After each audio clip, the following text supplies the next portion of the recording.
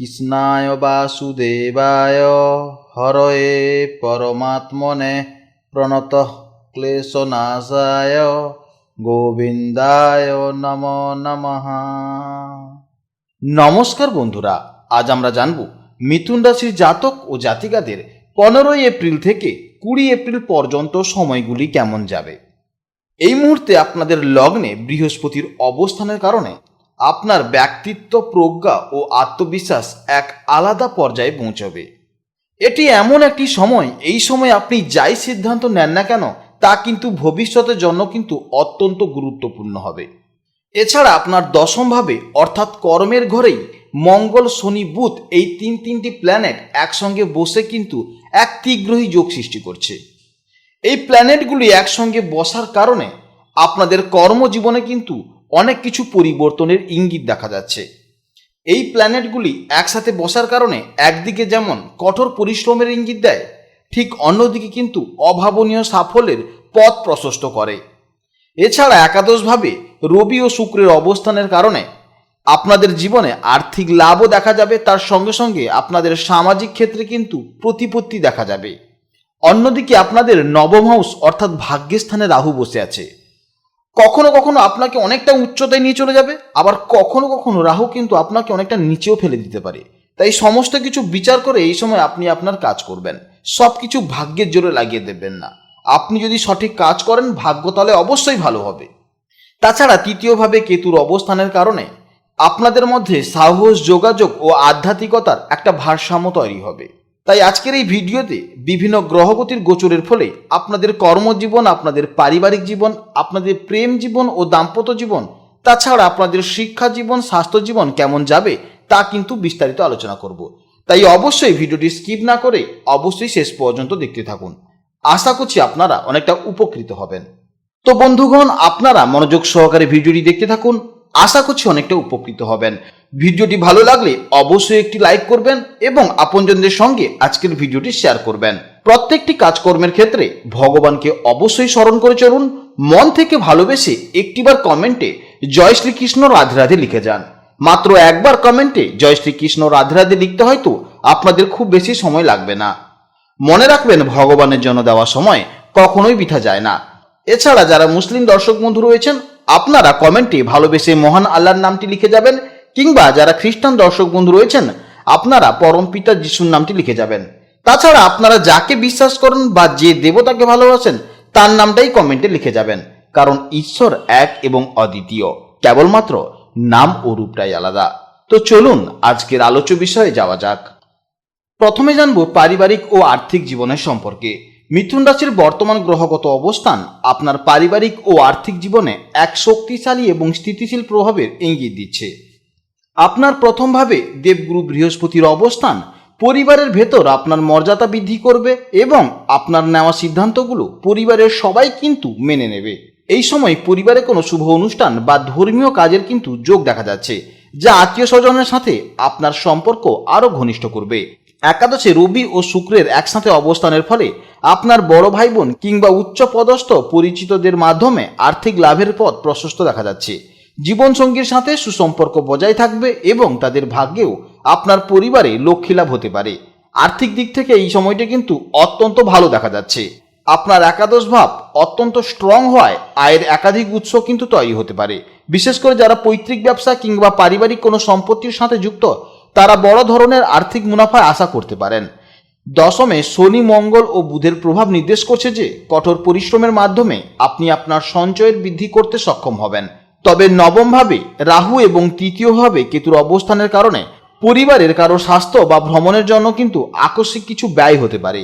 সামগ্রিকভাবে আপনি যদি ডিসিপ্লিন হন এবং সঠিক আর্থিক পরিকল্পনা নিয়ে চলেন, তবে এই সময়টি আপনার পারিবারিক শান্তি এবং আর্থিক সমৃদ্ধি উভয় নিশ্চিত করবে।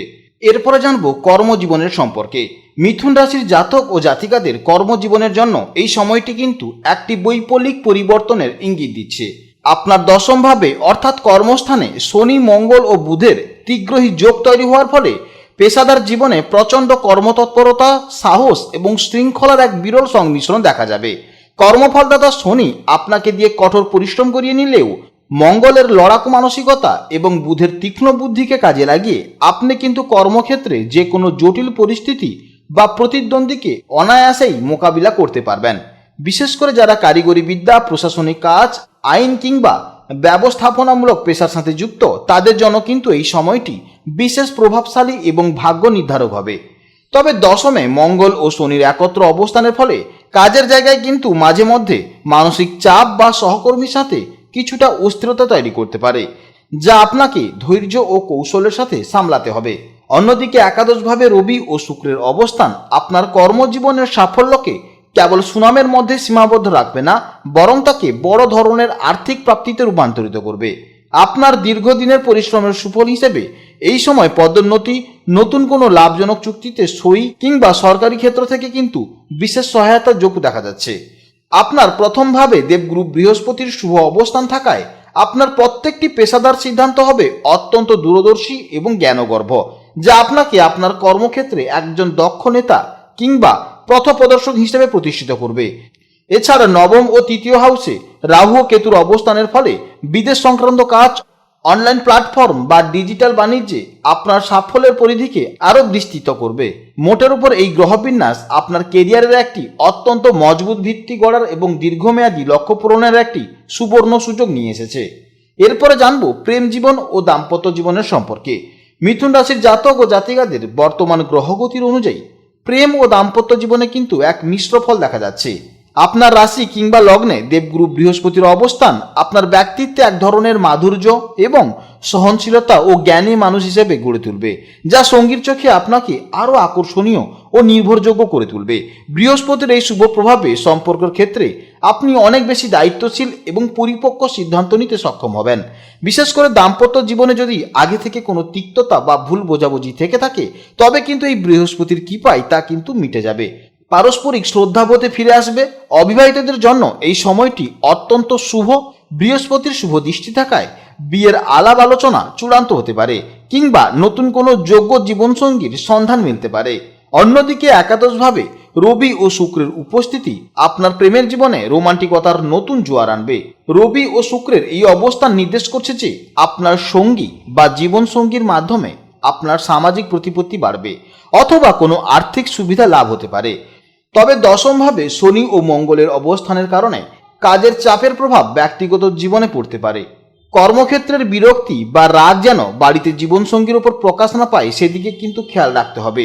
নবম ও তৃতীয় হাউসে রাহু ও কেতু অবস্থানের কারণে মাঝে মাঝে অহেতুক সন্দেহ বা যোগাযোগের অভাব তৈরি হতে পারে, তাই খোলামেলা আলোচনা সম্পর্কের ভিত আরও মজবুত করবে।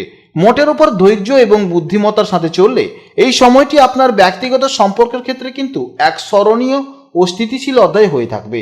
এরপরে জানবো শিক্ষা জীবনের সম্পর্কে। মিথুন রাশির জাতক ও জাতিকাদের শিক্ষা জীবনের জন্য বর্তমান গ্রহবিন্যাস অত্যন্ত শুভ এবং জ্ঞান অর্জনের এক নতুন দিগন্ত উন্মোচন করছে।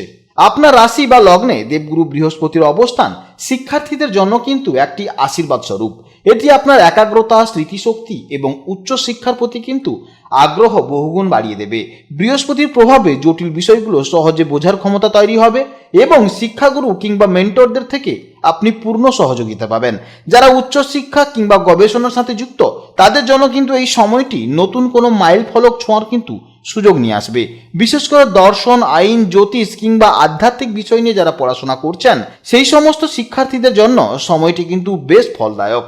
অন্যদিকে আপনাদের দশমভাবে বুধের উপস্থিতি শিক্ষার্থীদের বৌদ্ধিক তীক্ষ্ণতা প্রদান করবে।